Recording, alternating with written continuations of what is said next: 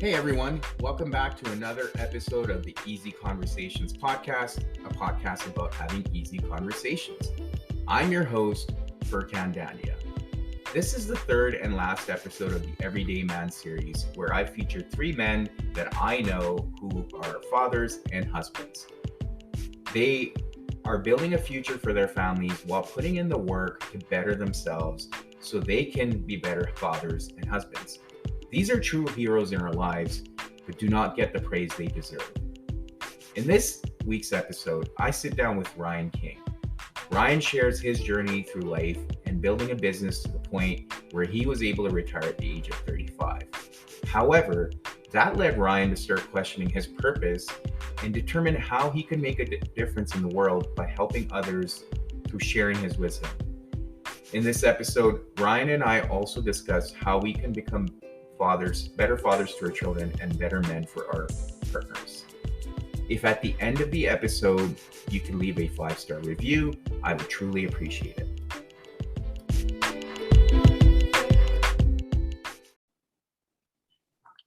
All right, Ryan, welcome to the Easy Conversations podcast. I'm super grateful for you to take the time and, really appreciative of having this I'm looking forward to this conversation for sure.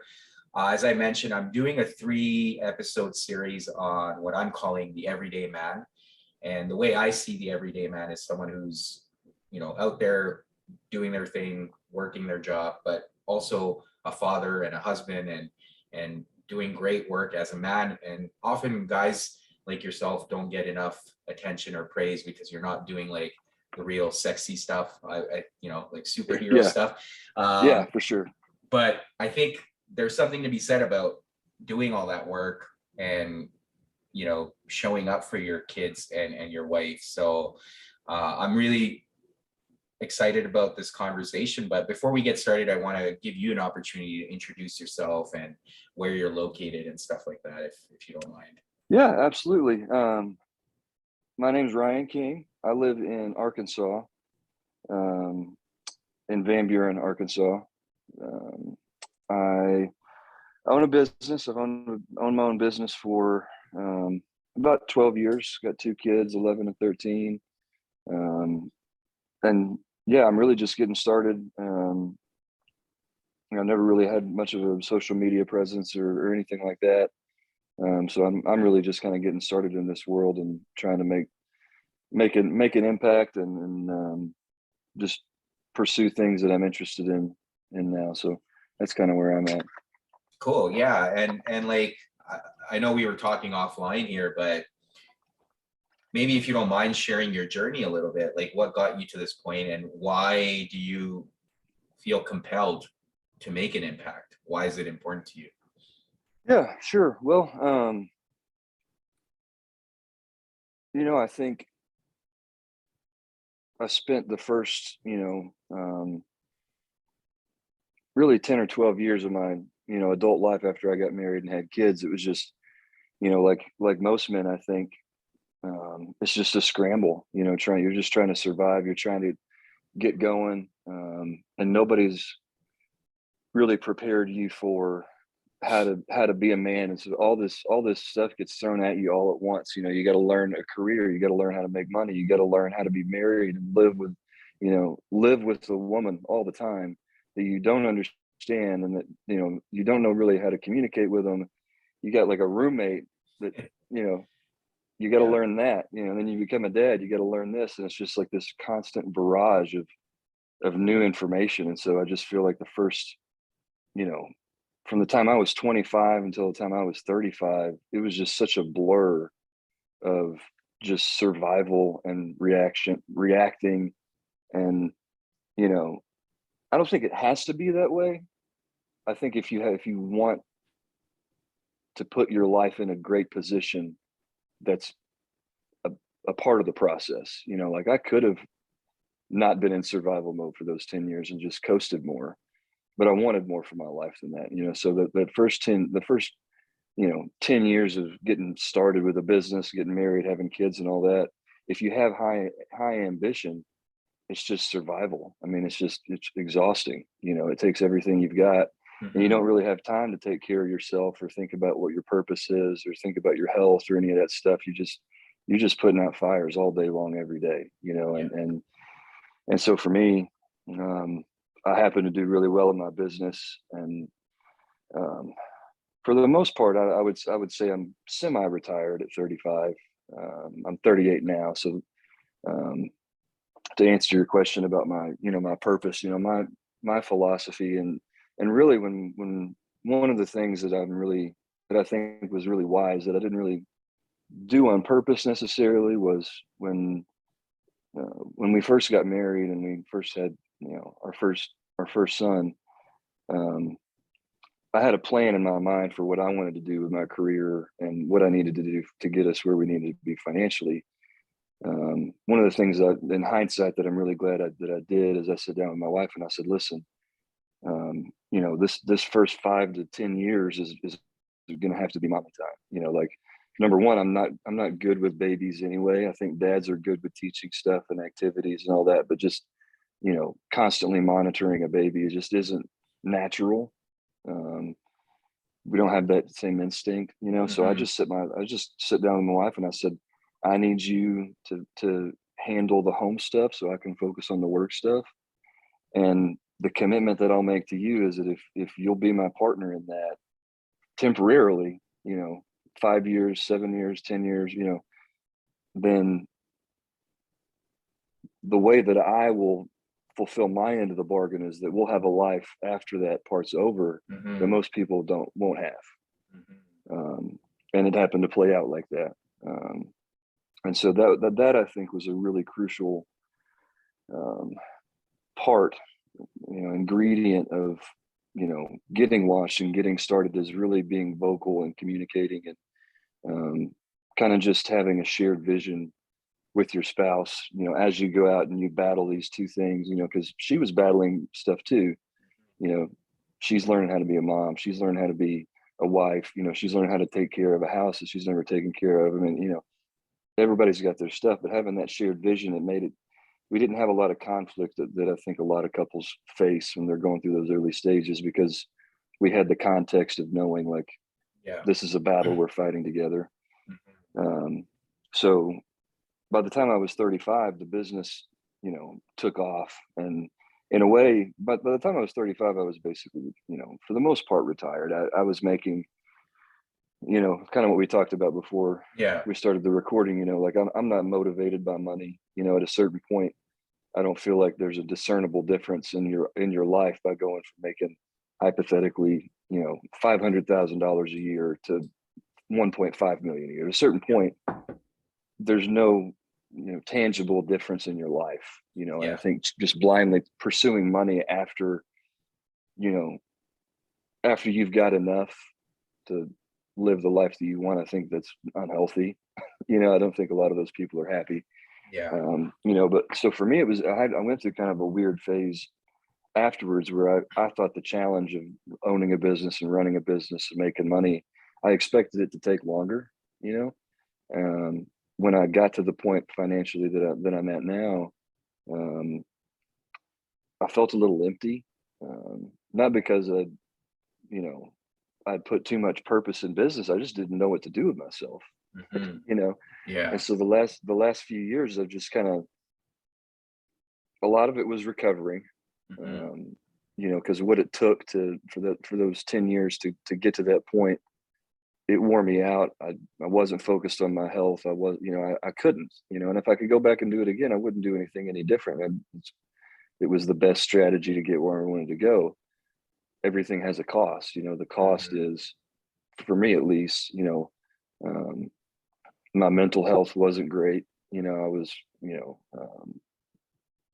I started dealing with depression and different things after I've never been a depressed person. Yeah. um, but after I kind of reached that point in my career where it wasn't urgent anymore, Mhm. it's kind of like a mild form of PTSD. You've been going so hard for so long that when there's not any emergencies anymore, you kind of look around, you're like, what do I do now? Yeah. uh, and so to answer your question about what my purpose is now, the last few years I've been recovering. I've been kind of getting my mental health right. I've been getting my health right. I've been, going to the gym and doing all those things. I put on 35 pounds of muscle in those 3 years. I mean, I was really unhealthy and skinny when I was working a lot, so I've kind of just been um, picking the rest of my life up and getting it up to par with where my professional life was. And then the last few years, um, I think we've all seen just dissatisfaction with what's going on in the world, the way people are talking to each other, how many people are hurting, how many people are frustrated. There's just so much. And, as a business owner, I've always been in leadership. When I played college baseball. I was always that's just something that I feel like it just comes naturally to me. It's, I'll stand up and lead if nobody else will.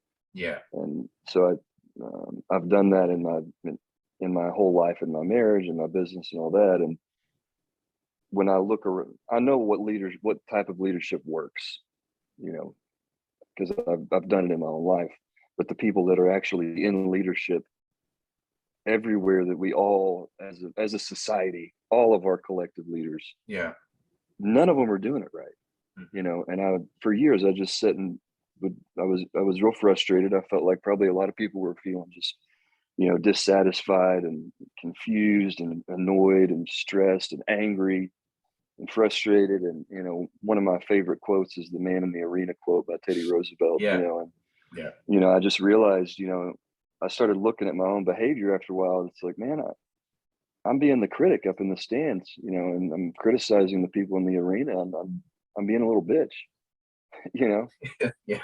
and I'm tired of it. I'm going to do something, I don't know. This is all a learning curve for me. I never really, when I was running my business, I never really had time to learn anything about social media or, any of these things that I'm learning now. This is all brand new for me because I just never had time to learn any of that before. But for me,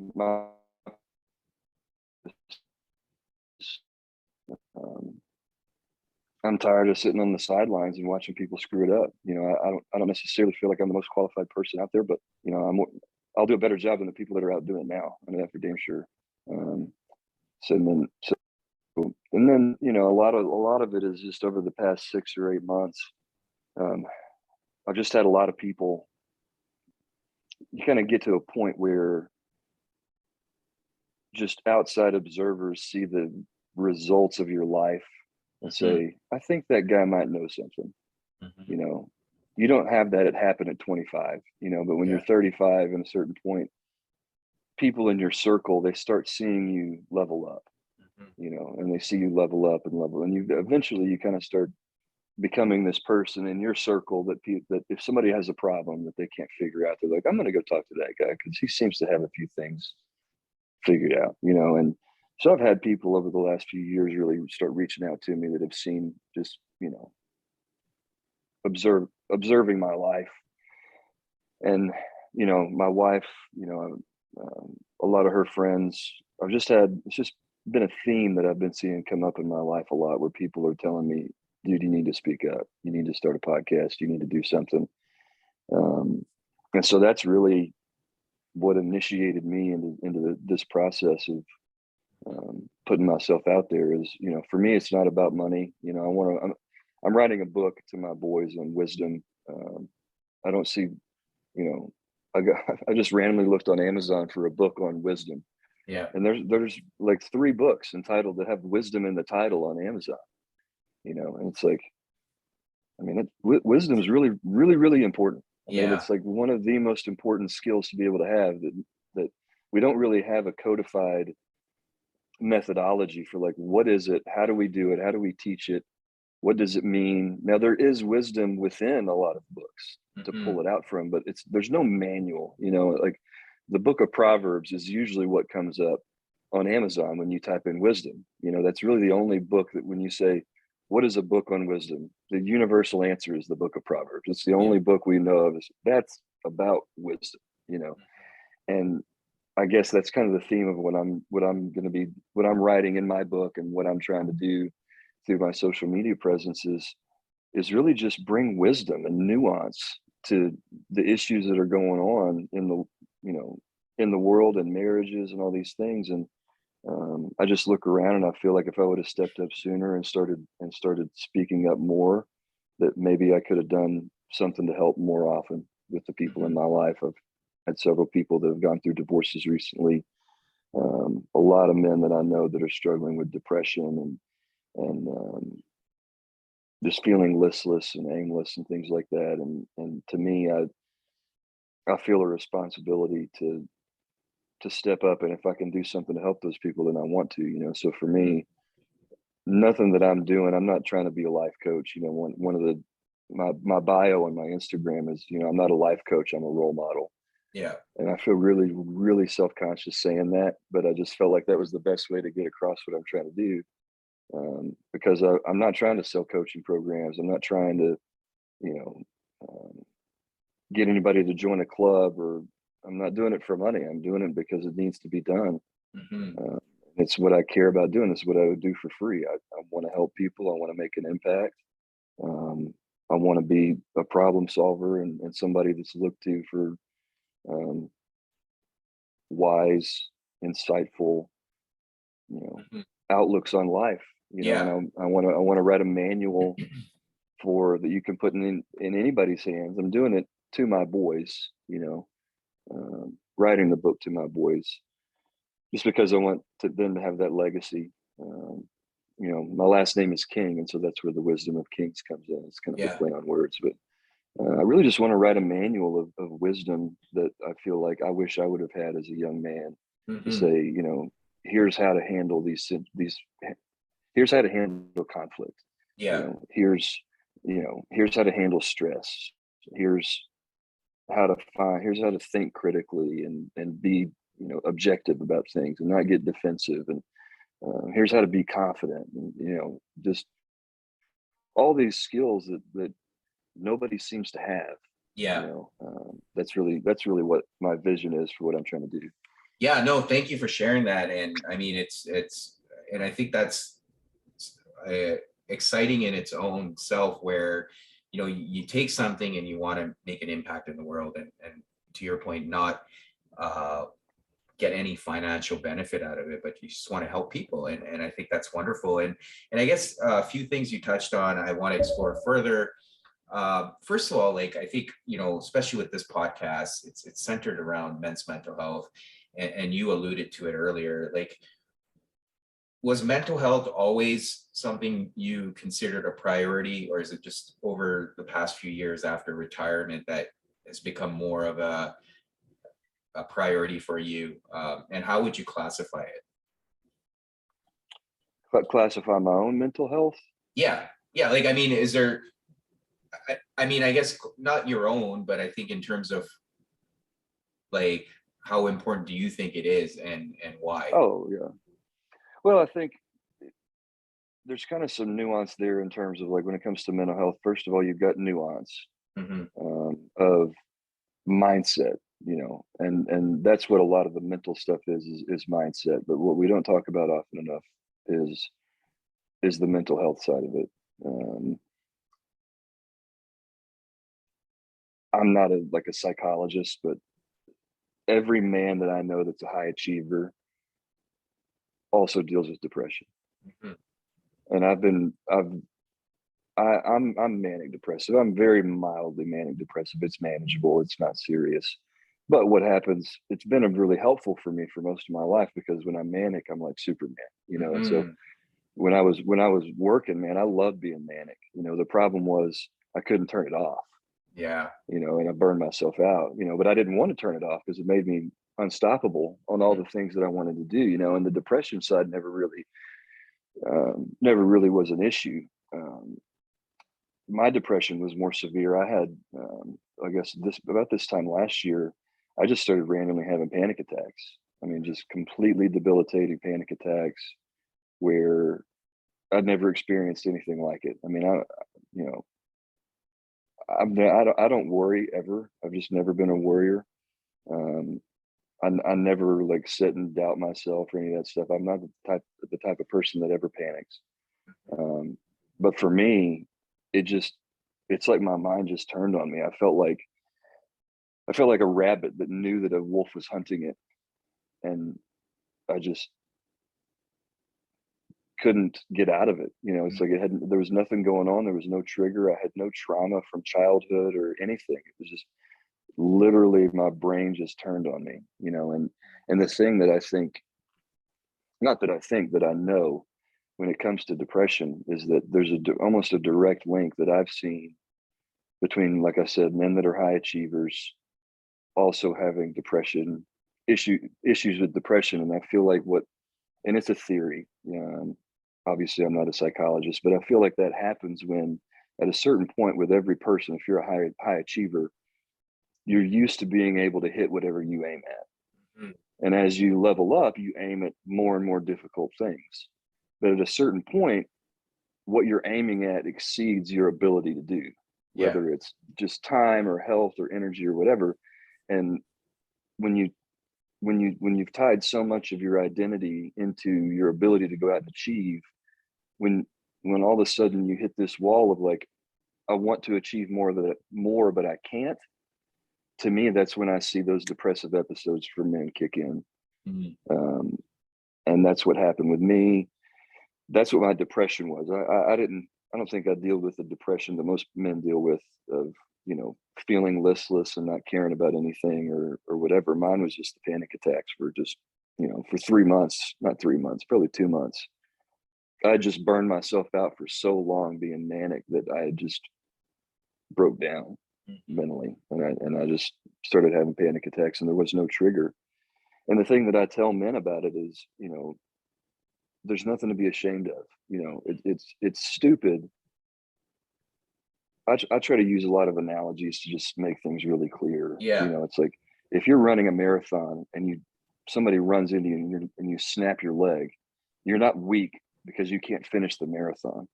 Your freaking leg is broken, dude. Yeah. Like it's broken.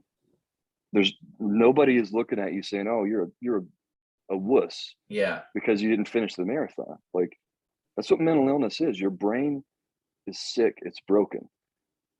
It's no different than having cancer or breaking a leg. Just because other people can't see it doesn't mean that it's not real.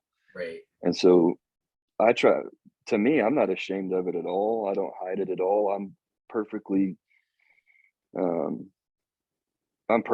comfortable with admitting that I have depression or that I've dealt with it in the past and all that, because it's not something that I did or didn't do on purpose. It's not something that I just chose to do. It's not like you can look at the results of my life. I'm not a lazy man. Mm-hmm. You know, it's not like I just don't know how to push through adversity, you know. And that's what I try to, when I do talk to, and a lot of men, and what's funny is that it's talking about leading, you know, as soon as I admit that I have depression, every man in my life, it's like this weight gets lifted off their shoulders. They're like, "Oh, yeah, I'm so glad you were the first one to admit it," you know, because dude, I've been struggling with it too. And it's just, it's frustrating to me that men don't, and women, I probably feel the same way too. They don't talk to me about it, you know. For sure. To me, I just think it's asinine that any of us are ashamed of it. You know, we shouldn't be any more ashamed of mental illness than we'd be ashamed of having cancer. Like, yeah, it's just part of it, you know. For sure. Yeah. Yeah. And I've seen that too. I'm glad you mentioned that. Like in the men's work I do, or kind of the groups I co-facilitate, I see that, you know, it's almost like I want to term it like the rule of vulnerability is it always takes one person. Right. Yeah. And as soon as one person is speaking up, everyone just feels relaxed. It takes the pressure off of them. They feel comfortable. They're able to speak about their own issues, and their issues might be bigger than the person who shared it first. Right. But it takes the edge off. And that to me is what being a leader is, you know, is you go first. Yeah. Yeah, no, and it's important. You go first. For sure. Yeah. And I think there's The other thing, if you really want to have compassion for mental health, it's again, it's to your point, no one chooses that suffering for themselves, right? Like obviously that they're suffering in that sense. And, to your point, like with depression, there are obviously tendencies to be lazy, but nobody's choosing that suffering for themselves. It's they're almost in a trap and they just need that help or just someone to talk to at times to be able to break out of it.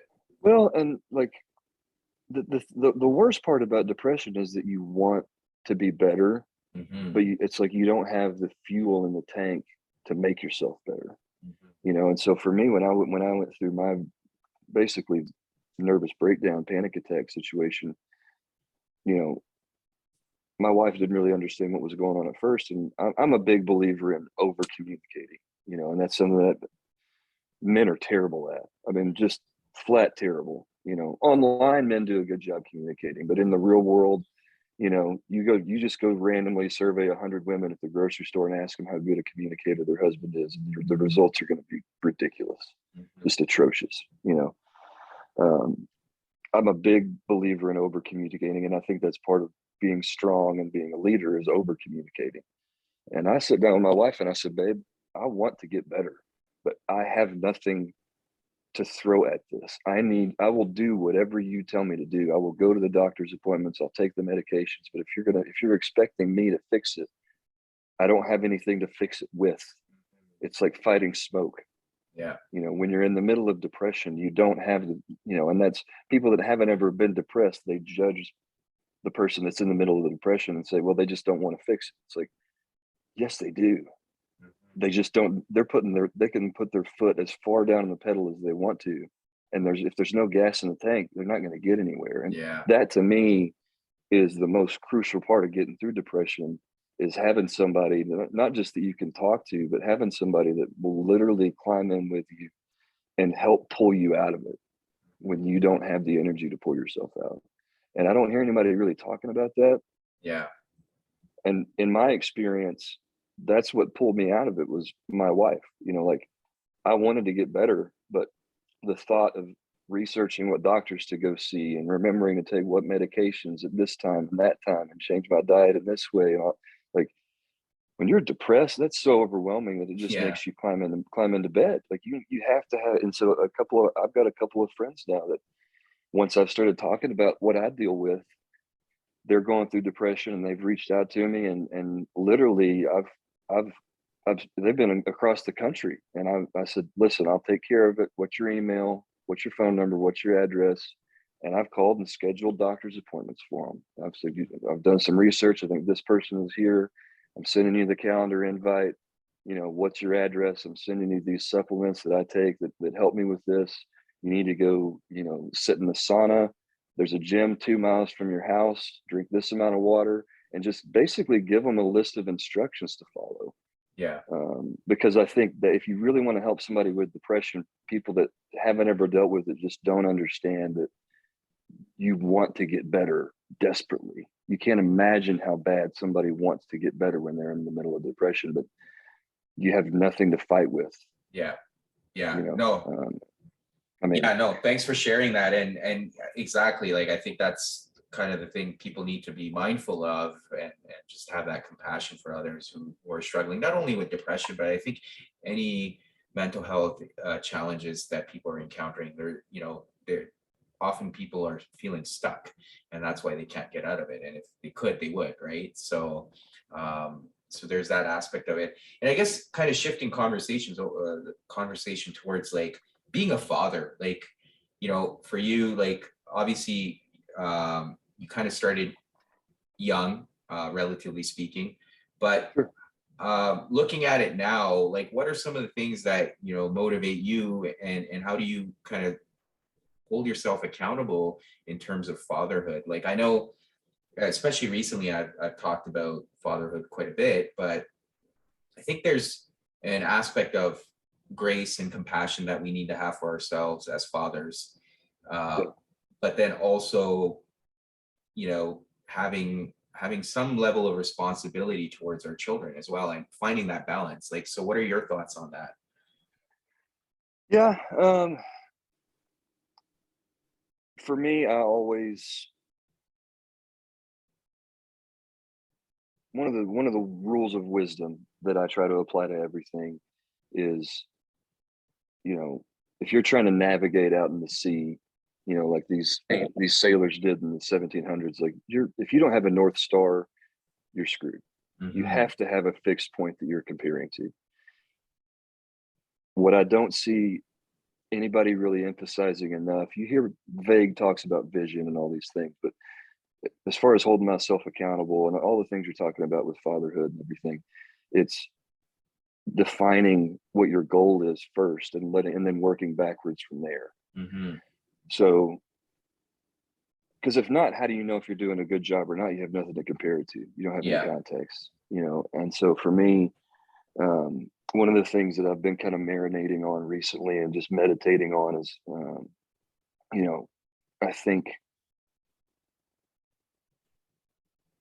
we have this tendency, and I don't know why, and I don't know when, but we think we've got to, especially as dads, it's like they're only going to be in my house until they're 18, and I got to hurry up and teach them everything. And what ends up happening is through the process of teaching them all the time, we look at our role as like, I've got to teach them and prepare them. The unintended consequence of that is that the way it comes across to the child is that nothing's ever good enough. You know, they'll do something and they'll do it 90% right. But as dads, we're like, oh, I got to teach, I got to teach, I got to teach, I got to get them ready for life. So we only ever talk about the 10% they do wrong. And we have good intentions with doing that. You know, what we fail to realize is that we're unconsciously basically communicating that nothing's ever good enough. That's how they receive it. Is nothing's ever good enough. And you don't have to be a detached, angry, abusive father to communicate like that. I think if you don't do it and do it some other way intentionally, that's naturally what's going to happen. Is you're just going to unintentionally make them feel like nothing's good enough because you view your role as like, I have this finite amount of time that I have to prepare them for the world. And to me, that is the North Star dads are using to navigate by. And it's a really, really bad North Star to be using. So I've been trying to reframe that in my mind of like, if you really stop and think about it, the times that they're going to need me the most as their dad are going to be the times after they left my house. Every major event in their lives that they're going to need me the most are going to take place after they've gone. Who they're going to marry, if they're, you know, having a career change. If you look back throughout history, most men lived near their sons and guided them until they died. It wasn't like you lived together until the kid was 18 and you never see each other again. That's not how socially, that's not how we operate. Historically, as we're a social species, your parents are supposed to be there helping you. They're supposed to help you raise your kids. You know, it takes, you know, we've had this phrase like, oh, it takes a village. You know, look at other cultures historically, you know, they need my help when they're raising kids. They're raising kids for the first time. They don't know what they're doing. They need my experience to be there. And so for me, I look at it in terms of my North Star with it is, if the most important moments as a father are going to take place after they're gone from my house, what do I do right now that's going to make it help build that relationship with them to where they want to seek me out in those moments as an adult? And I think men do a terrible job of that because we're so authoritarian and corrective, and everything they, you know, we unintentionally communicate that nothing they do is good enough. So in order for them to feel like they're their own man, they've got to go do it without you. So the only way they feel like they're good enough is, I'm not going to ask my dad for help because nothing I do is ever enough. And that to me is the worst thing that if that means I'm too soft right now, if that means I leave them unprepared for something as an adult right now, I'm willing to make that sacrifice if it means that I'm investing into when they're 25 years old and they're having a fight with their wife and and they don't know what to do. I want them to be, I got to call my dad. Yeah. Yeah. Not like, I hope my dad doesn't find out I'm having marital problems. They're, that's what basically the way we raise our kids is we always point out their mistakes. And so they start hiding the mistakes from us. Mm-hmm. It's like most kids' reactions like, oh shit, I hope my dad doesn't find out I did that. Mm-hmm. What I want for my kids, what I try to do as a father is when my kids mess up, I want them to say, oh shit, I need to call my dad. That's my North Star. Yeah.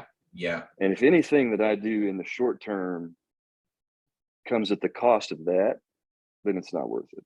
Yeah.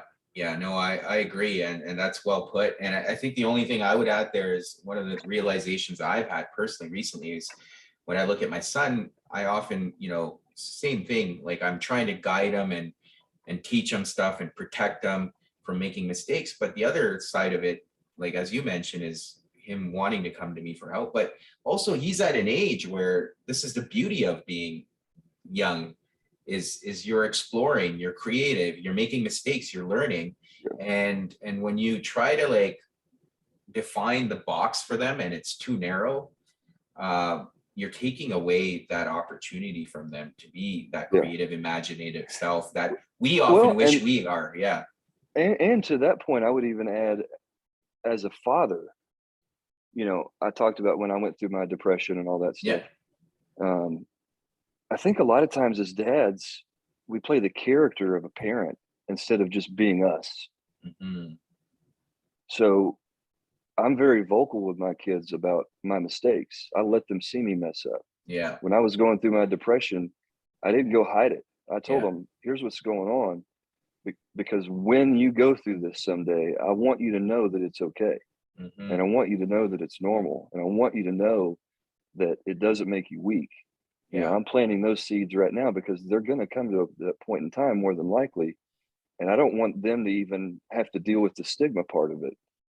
They'll say, oh, I remember my dad went through this. It's normal, and so that's another thing that I really try to do.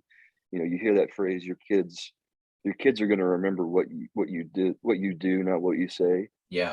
And so I try to live in front of them. I don't play the character of a dad that knows everything. I think to me, that's the best way that I can lead them is say, man, I really screwed that up. Man, I'm struggling with depression today. Man, I haven't been disciplined lately, because that's what dads do. They'll sit and they'll point the finger at their kid for not doing their homework or not practicing hard enough in sports or not being disciplined while they sit on their couch watching football. Yeah. You know what I'm saying? It's like, and you wonder why your kid thinks you're a hypocrite and won't listen to you as soon as he leaves the house. Yeah. Hold yourself to the same standard that you're holding your kids to. Mm-hmm. Mm-hmm. Yeah. I think you lose a lot of trust when you do that. And that's something I try to remind myself constantly, but also other people is, to your point, they're often watching us for role modeling and an example rather than sitting around listening to us and what we're saying. So that's great. And I guess on the last piece, like, you've mentioned your wife and it sounds like you guys have an amazing relationship. What are some things that you're doing as a husband along the same lines of, holding yourself accountable and showing up as your best self in that role in your life? Oh man, that's a good question.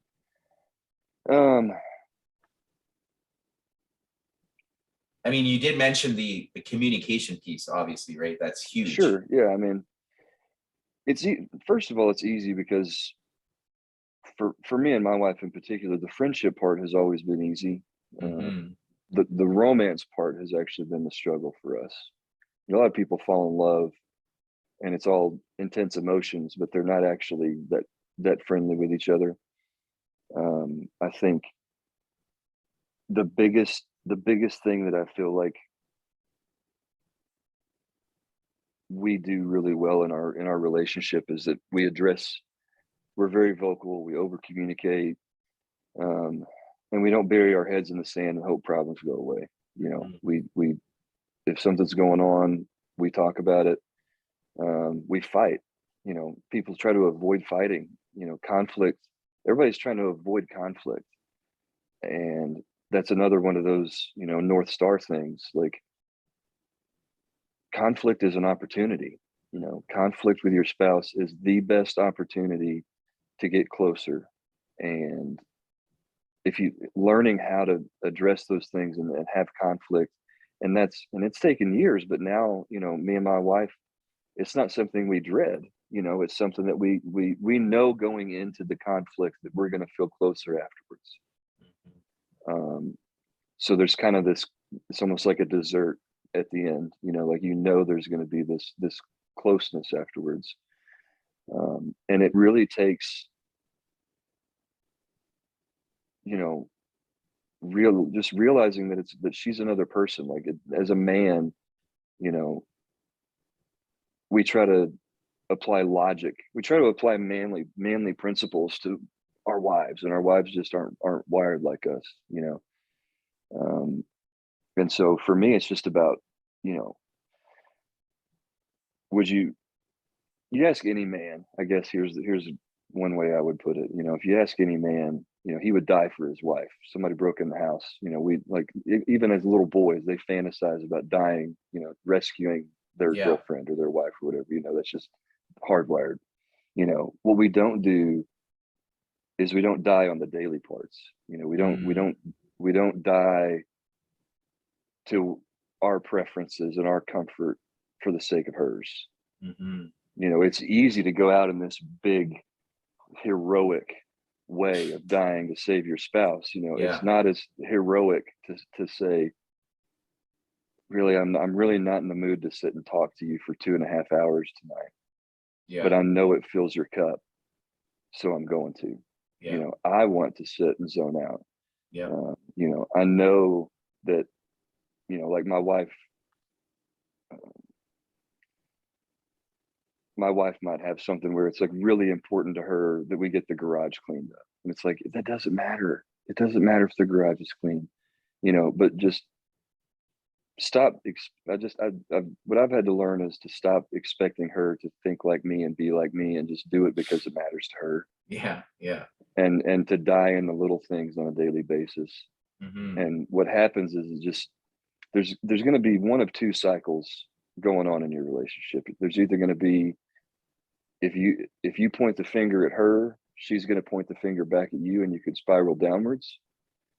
Or you can point the finger at yourself, and she'll point the finger at herself, and you can spiral upwards. If I sacrifice for her and I die to my selfishness or my preference, or the main thing is my logic. That's the thing that has to die the most often. And I think that would apply to a lot of men, is like, what your wife wants, or what's stressing her out, or what she's upset about, or whatever, might not make any sense to you. But you know what? It doesn't have to make sense to you. Just do it because you need to die for her. That is the way you can serve her, is to let your logic die and just say, whether it makes sense to me or not, I'm going to give it my best because I love you. And it starts this positive cycle of one of two cycles. If I do that for her, then she fills my cup, because I have times where I need downtime. Men process things internally, women process things externally, in my experience. So for me to process my day, I need alone time. I need quiet. My brain is buffering. Like, there's nothing going on, right? That's how I process. My wife doesn't. And so the more that I fill her cup on helping her process her day by talking, the more she's not just willing, but enthusiastically willing to let me have alone time. And I think it's the emotional bank account, right? Like, you keep filling it up, and then you can make those withdrawals. But because you've got a pretty hefty balance, you're not going below zero.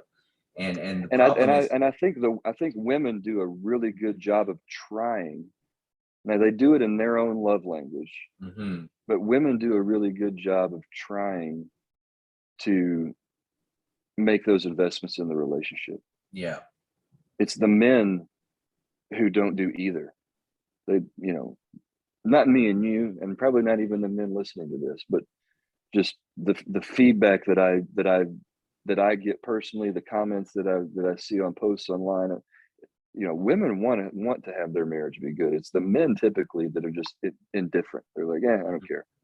Mm-hmm. Mm-hmm. I'm going to work and I'm coming home. And that's Yeah. those are the men that piss me off. Yeah. Well, and I think earlier what you were saying around the sacrifice piece too, I think there's an aspect of the ego that gets involved. And, I think I've experienced it too, where, the second you could kind of keep your ego in check and look at the bigger picture, you could see that, hey, like maybe this isn't a big deal for me, but it is for her. And how can I do this? Right. And then, yeah, so I think a lot of it makes sense. And I think everything you've shared, again, very helpful and wise. So I appreciate everything you've shared.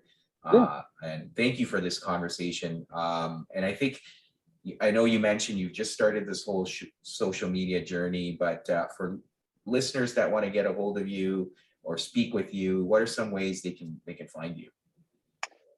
The main one that I'm doing right now is really just Instagram. I'm kind of starting there. It seems like it's the best platform for the audience that I'm kind of trying to reach. And so I'm on Instagram. My Instagram is @TheWisdomOfKings. That's going to be the book title. And I'm putting out content like what we're talking about daily. I think you've seen a lot of it. Yeah. So there's a lot of content that I'm putting out around topics like this. Just trying to, really, to me, the key of wisdom is having that context. Those North Stars. Talking about ego. Everybody has an ego, but when you have a goal that you care about more, it's easy to swallow your ego for the sake of a goal. Yeah. Right. And that to me is what I'm trying to do is with all the content that I'm doing is just helping point out that context so that it makes the rest of this stuff just happen. Make it easy. Yeah, for sure. No, that's great. Good luck with the book. And I'm sure you and I will be talking more, but yeah, I really appreciate this. So thank you, Ryan. Hey, I appreciate you having me. This is my first podcast, so it's been fun. First of many. Yeah. Yep. I appreciate it, man. Thank you for tuning in to another episode.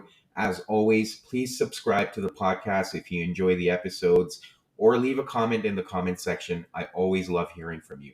Thank you again. And until next week.